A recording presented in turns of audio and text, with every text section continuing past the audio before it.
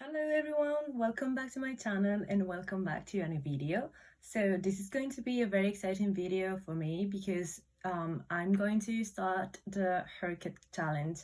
If you don't know what haircut is, it stands for the hardest reading challenge you'll ever do, and it was created by Stephanie or at Quarry here on YouTube. I will link her channel down in my description box. And it's a bingo poll challenge that its objective is to broaden our reading horizons, and it's supposed to be really hard to complete. And the goal is not mostly less just to complete the challenge, but to gain more diversity in our reading and discover more small authors or marginalized authors, and give more visibility to them. So I have been watching videos of other YouTubers doing this challenge, but I have never participated because my problem is I'm a completionist, and with the amount of work that I do and also my reading speed, I already know that I am not going to be able to fully complete the bingo board, like the whole bingo board challenge for the full challenge. So I didn't want to do that because I knew it was going to stress me out. But this year, Stephanie has added versions as to how you can do the challenge, and it has a easier version. So it's called the Ain't Nobody Got Time for That version. And the difference with the normal challenge is, like, for example, in the bingo board, you have multiple challenges within the board. And some of those challenges have like 11 books on them, or 7 books on them, or 5 books on them that you have to read. But in the Ain't Nobody Got Time for That reading challenge, it's only needed to read 1 book per square. So that was very manageable for me, because you can also use 1 book for 2 squares, like 2 prompts, just not in the same square. So that is a very accessible way for me to complete the challenge without actually stressing me out, and also I don't know, satisfying my completionist persona, seeing all the bingo board complete. So I was really excited for that. And so I decided to participate. So what I did is start on July 1st, because this challenge starts July 7th, but you can modify it and start whenever you want. It is 1 year long, so you can start the day whenever you want, but it will be like 1 year long. So I started on July 1st. Now I am going to give you my stats for July and all the books that I read in July, and also the squares that they belong to. So it's gonna be very exciting. So I'm really excited for this. For the template, I have used the free template that at Freshly Read Books offers. I will also link her channel down in my description box. She offers a free Canva template that she does with the prompts of the hardest reading challenge you'll ever do. And I modified it basically just because I don't have Canva Pro, so I deleted some things, and also I added another color palette. So here's my bingo board. I'm gonna slightly move here, so maybe here's my bingo board. And without further ado, let's start filling it. So first of all, I come bearing bad news, because for this challenge you cannot do rereads unless you have read the book 5 years ago.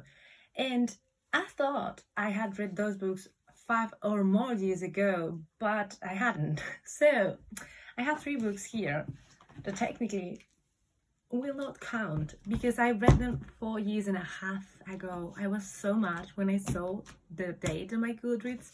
So I have a full trilogy here, like the Summoner trilogy, and I read them in 2022, but like the beginning of 2022. So now it's like 4.5 years later, and I'm like, oh damn. But since I figured I have free will, I can do this challenge however I want, what I'm gonna do is merge these books into one.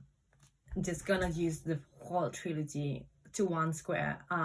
Also haven't mentioned, I can use 1 book for 2 squares, but I won't do that because I want to make it harder for myself to complete the Ain't Nobody Got Time for That challenge, because I think with if I use one book for 2 squares, it will be a little bit too easy, if you know what I mean.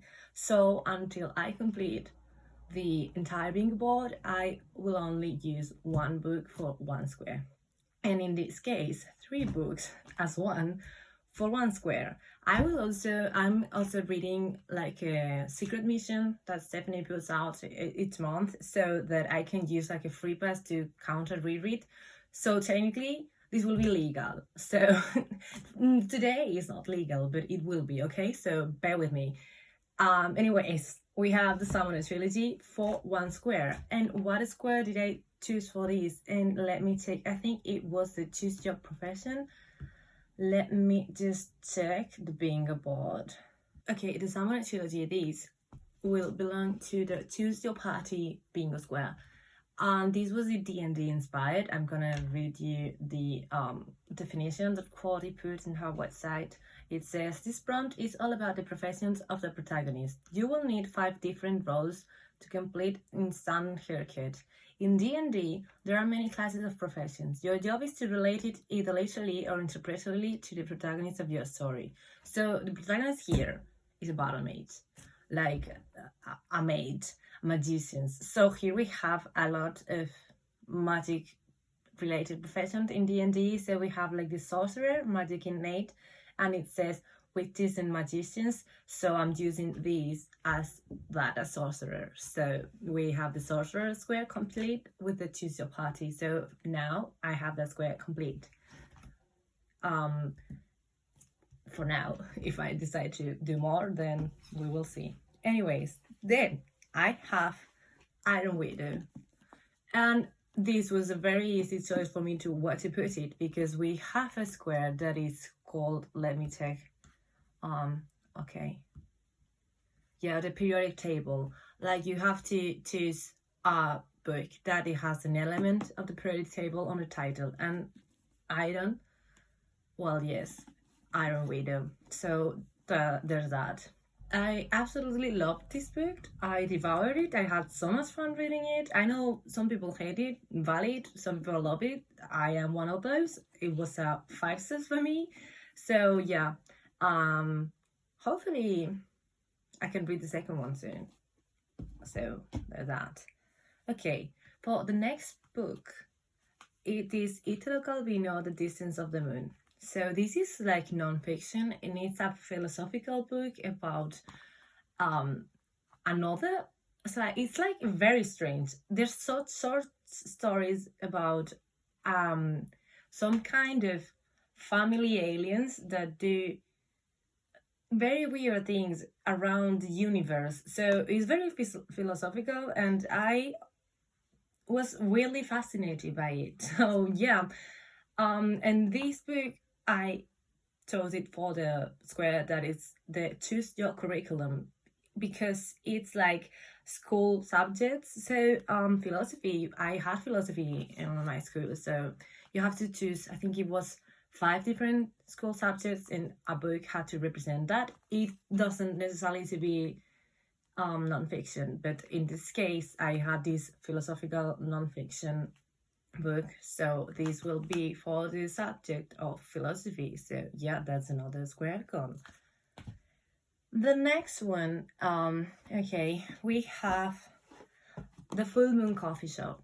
This book was very cozy, very sweet, very, I don't know, plotless, but I do like my plotless book a lot, and Japanese literature tends to be usually plotless, like nothing much happens. There's like a mystery vibe to the whole entire book. There's like something magical happening, and this is about a coffee shop that is run by cats, but that are also very related to astrology. Like they are the different planets and stars that are influencing, I don't know, astrology in humans. Like we have Venus, we have I don't know, a lot of different, I suddenly forgot all the names of the planets.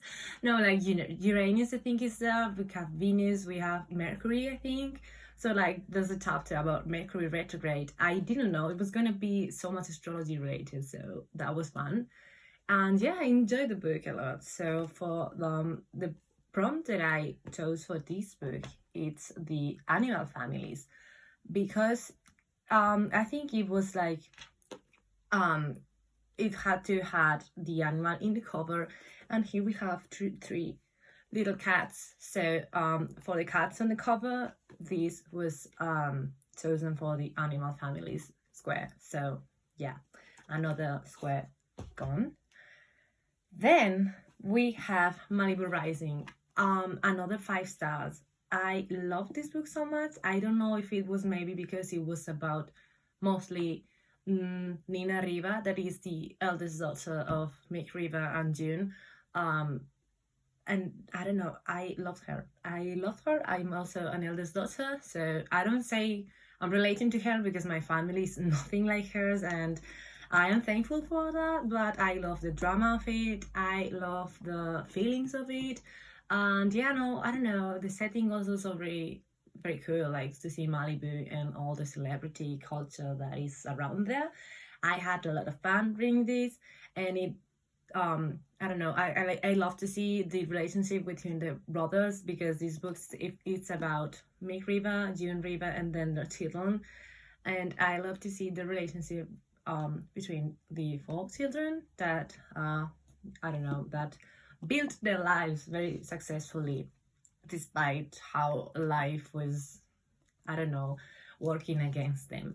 But yeah, this book I put in the square that is, let me just recheck a bit. I have my computer here, so that's why. It's Biomes.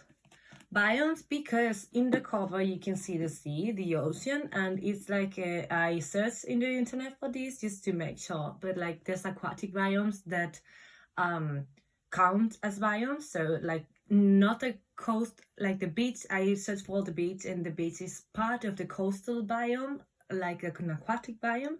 So I chose this as a biome. So yeah, and that's another square done. And finally, for the last book that I read in July, it's The Shadow of the Gods. Finally, I finished this, loved it. Based on Norse mythology, there's a lot of magic, a lot of fantasy, like the world building is amazing, and there's also a dragon, and this is for the square. I must endeavor to acquire these creatures, which is a wink to the Pokemon theme. I'm not gonna allegedly, so I don't want her to be potentially sued by Nintendo because they love to see that. But anyways, I love that concept, and it's the goal to collect the different types of these creatures, and one of the types is dragon type, and this has a dragon on the cover, so I chose this for the dragon type of the creature. Yeah, the dragon creature. So yeah, so these are all the books that I have read in July that count for my haircut challenge journey. I'm really excited to share with you these, and I'm excited to continue and see when I can finish this. And my idea is, after I finish the Ain't Nobody Got Time for That version, I will continue to add to the squares and double the books that I read to like the double square, just because I want to see how far I can go. So yeah. Anyways, I hope you liked the video. Thank you so much for being here. I'm so sorry it took so long to update, but yeah, I'm finally back. So hopefully I'll post more often. I hope that you're finishing your summer very greatly. Thank you again. So see you in my next video. Bye.